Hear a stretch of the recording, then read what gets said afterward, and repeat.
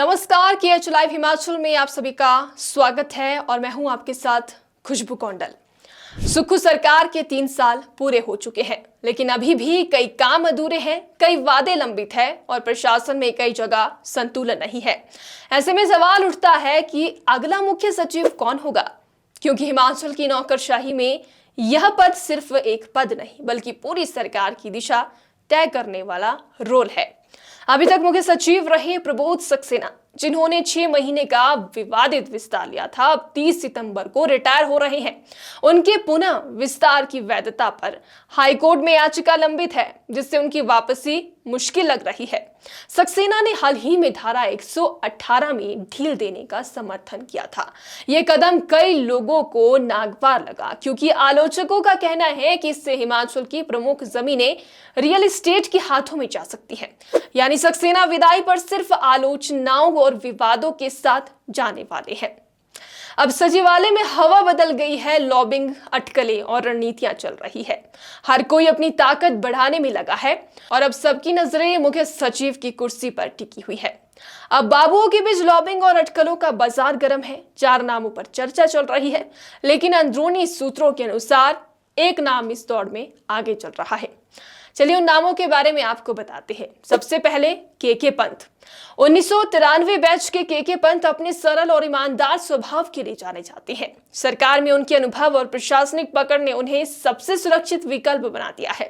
पंत के समर्थक मानते हैं कि उनकी साफ सुथरी छवि और जनता के प्रति सुलभ रवैये उन्हें सबसे भरोसेमंद उम्मीदवार मानते हैं। लेकिन सवाल यह है कि क्या सिर्फ सादगी और अनुभव आज की राजनीतिक जटिलताओं में पर्याप्त होंगे?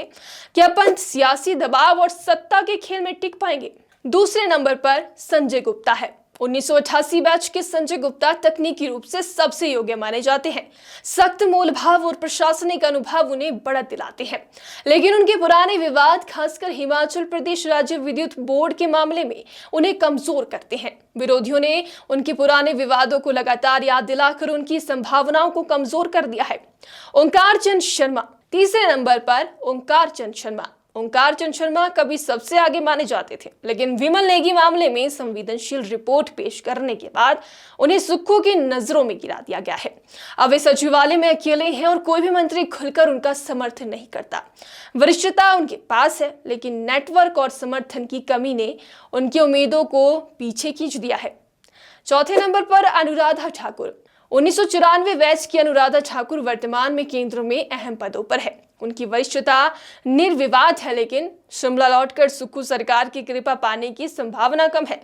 सचिवालय में फाइलें उठ रही है, दस्ताने उतार दिए गए हैं और हर अधिकारी अपनी चाल में लगा हुआ है। मंत्री अपनी ताकत दिखा रहे हैं, अधिकारी अपनी पकड़ मजबूत करने की कोशिश में है। ये कुर्सी सिर्फ नौकरशाही की नहीं, बल्कि राजनीति, सत्ता और जनता की उम्मीदों का केंद्र बन गई है। सुक्खू लंदन यात्रा से 28-29 सितंबर को लौट रहे हैं।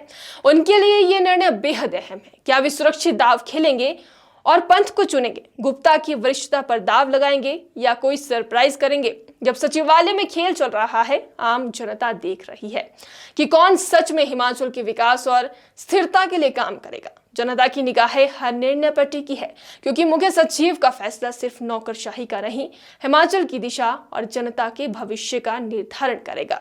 सचिवालय में फाइलें उठ रही है, दस्ताने उतार दिए गए हैं और हर अधिकारी अपनी चाल में लगा है। ये बात तय है, ये खेल सिर्फ 4 अधिकारियों का नहीं, बल्कि पूरे हिमाचल की राजनीति और जनता के भविष्य का खेल है। फिलहाल की इस वीडियो में इतना ही। अगर आपको वीडियो पसंद आया तो वीडियो को लाइक, शेयर और कमेंट कीजिएगा। अगर आप इस वीडियो को फेसबुक के माध्यम से देख रहे हैं तो हमारे चैनल को फॉलो कीजिएगा, और अगर आप इस वीडियो को यूट्यूब के माध्यम से देख रहे हैं तो हमारे चैनल को सब्सक्राइब कीजिएगा। धन्यवाद।